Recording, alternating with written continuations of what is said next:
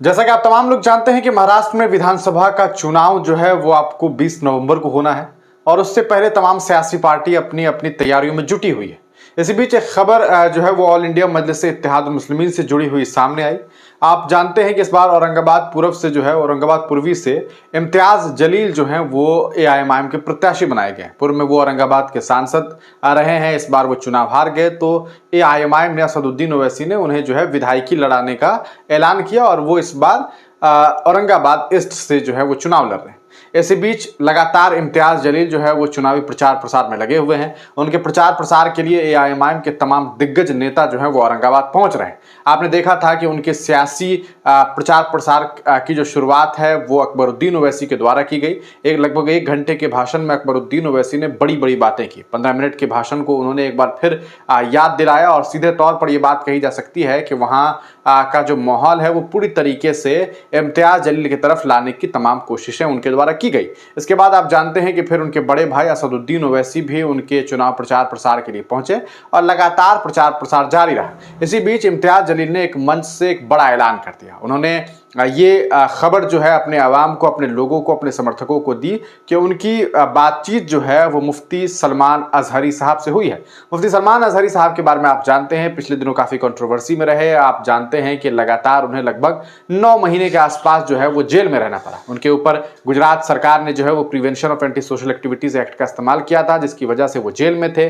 लगातार कोशिशों के बावजूद उनकी रिहाई बहुत आसानी से नहीं हो पाई थी।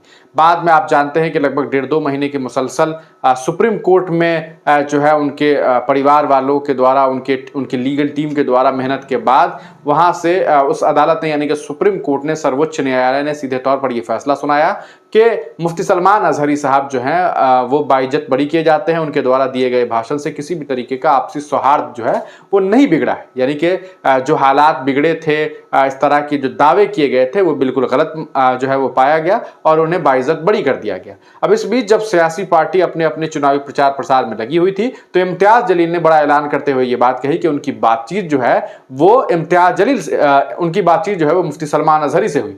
मुफ्ती सलमान अजहरी साहब से जब बातचीत हुई तो उन्होंने इम्तियाज जलील का शुक्रिया अदा किया और ये बात कही कि जब हमारे लिए आवाज उठाने का वक्त था तब उस दरमियान बहुत सारे लोग थे जो मेरे लिए आवाज़ उठा सकते थे, लेकिन उनमें एक नाम आपका है जिन्होंने बड़ी कहा सकता है बहुत अच्छे से मेरे लिए आवाज़ उठाई। आप जानते हैं कि जब इम्तियाज जलील महाराष्ट्र के अलग अलग हिस्सों से मुसलमानों को एकत्रित करके मुंबई पहुंचे थे, इस दरमियान भी उन्होंने जो अपनी मांगें रखी थी उनमें एक मांग उन्होंने ये रखी थी कि मौलाना मुफ्ती सलमान अजहरी साहब को रिहा किया जाए, यानी कि उनकी रिहाई की मांग जो है वो उनके द्वारा भी की गई थी। इस बातचीत को लेकर, इसी मामले को लेकर के उन दोनों के बीच बातचीत हुई। जैसा कि इम्तियाज जलील का कहना है, जैसा कि इम्तियाज जलील ने अलग अलग जगहों पर कहा, उनका ये कहना है कि इस बीच मौलाना मुफ्ती सलमान अजहरी ने ये बात इम्तियाज जलील से कही कि ऐसा है कि मैं एक जलसा आपके लिए करना चाहता हूं, यानी कि आपके लिए एक प्रोग्राम करना चाहता हूं, आपके लिए एक सम्मेलन करना चाहता हूं। और सीधे तौर पे ये बात कही जा सकती है कि अभी तो सियासी माहौल है तो वो एक सियासी ही मजलिस हो सकता है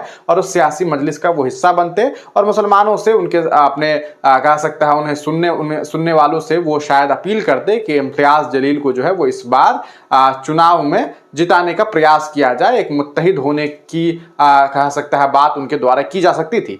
अब लेकिन सोशल मीडिया पर दो तरह की बातें हो रही है। एक तरफ इम्तियाज जलील के सम्मेलन के लिए, उनके सियासी जलसे के लिए ये बातें सामने आ रही है कि मुफ्ती सलमान अजहरी साहब औरंगाबाद आने वाले हैं। वहीं दूसरी तरफ अब एक ये भी बात सामने आ रही है कि मुफ्ती सलमान अजहरी 16 तारीख को औरंगाबाद नहीं आ रहे हैं। जी हाँ, आपको बता दें हमारे दोस्त है मारूफ रजा भाई, उन्होंने एक वीडियो सोशल मीडिया पर जो है अपलोड किया है। उनके चैनल पर ये वीडियो अपलोड हुआ है जिसमें उन्होंने सीधे तौर पर ये दावा किया है कि उनकी बातचीत जो है वो मुफ्ती सलमान अजहरी साहब के करीबी से हुई। उनके भाई का मुफ्ती जुबैर साहब का उन्होंने एक ऑडियो जो है वो जारी किया है। उस ऑडियो में ये बातें सामने आ रही है कि उनके द्वारा ये बात कही जा रही है कि मुफ्ती सलमान अजहरी से उनकी बातचीत हुई है। ये बात तो सही है, उन्होंने शुक्रिया अदा किया, ये भी बात सही है, लेकिन वो उनके लिए सियासी प्रचार प्रसार के लिए पहुंच रहे हैं, औरंगाबाद जा रहे हैं 16 तारीख को।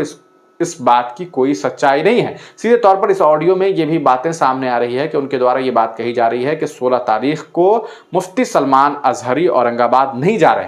अब सवाल यह है कि आखिरकार इस पूरे मामले में क्या इम्तियाज जलील झूठ बोल रहे थे, या फिर इस पूरे मामले के बीच जब ये चर्चाएं ज्यादा बढ़ी, क्योंकि मुफ्ती सलमान अजहरी साहब के सियासी सम्मेलन में जाने की बात जैसे सामने आई, तब से मीडिया में ये बातें खूब आम हो गई। न सिर्फ मीडिया में बल्कि सोशल मीडिया पर कई सारे पोस्टर्स, कई सारी तस्वीरें मुफ्ती सलमान अजहरी साहब की साझा की जा रही है और ये दावा किया जा रहा है कि वो औरंगाबाद पहुंच रहे हैं। तो क्या इस ऐलान के बाद इस प्रोग्राम में चेंजिंग आई है, तब्दीली आई है? अगर ऐसी बात है तो ये तब्दीली क्यों आई है, ये भी सोचने वाली बात है और इसको लेकर के लोग अलग अलग सवाल सोशल मीडिया पर कर रहे हैं। अब सवाल यह है कि क्या इम्तियाज जलील के लिए मुफ्ती सलमान अजहरी साहब को प्रचार प्रसार करना चाहिए? ये तो उनका निजी मामला है, लेकिन आम लोगों के रुझान को अगर देखा जाए तो कई सारे ऐसे लोग हैं, उनके हजारों ऐसे समर्थक हैं जो ये चाहते हैं कि मुफ्ती सलमान अजहरी उनके लिए प्रचार प्रसार करते हुए दिखाई दे। लेकिन बहुत सारे लोग उनमें ऐसे भी हैं जो सीधे तौर पर यह कह रहे हैं कि एक आलिम दीन को सियासी सम्मेलनों से बच करके रहना चाहिए, क्योंकि सियासी सम्मेलन में जाने से कई लोगों से, कहा सकता है लोगों से जो रिश्ते हैं वो बिगड़ जाते हैं। अब सवाल ये उठता है कि आखिरकार इस पूरे मामले की सच्चाई क्या है। आप इस ऑडियो को सुनिए जो मारूफ भाई ने जो है वो साझा किया है। लेकिन जो मुझ तक खबर पहुंची है वो मैं आप लोगों तक शेयर करने के लिए आया हूं। आप लोग सबूत देख लीजिए कि मुफ्ती सलमान अजहरी साहब नहीं जाएंगे। मुफ्ती सलमान अजहरी साहब के बड़े भाई मुफ्ती जुबैर साहब, उनकी ज़बानी सुनिए इस रिकॉर्डिंग को। हमारी बात हुई है वहाँ पर, हम तक ये खबर पहुँचाई गई है और ये खबर मैंने चाहा आप लोगों तक शेयर करूँ, इसको सुनिएगा। वालेकुम अस्सलाम रहमतुल्लाहि वबरकातुहू। ये जो औरंगाबाद जाने की जो खबर है वो गलत है, झूठी खबर है। नहीं जाएंगे वो, हमारी बात हो चुकी है। वो तो इम्तियाज़ जलील को फ़ोन किसी ने लगा के दिया कि सिर्फ बात करने के लिए, तो उन्होंने कहा कि मैं उनको शुक्रिया अदा किया कि भाई आपने हमारे लिए आवाज़ उठाई, आपका बहुत शुक्रिया, हम आपके लिए दुआ करते हैं।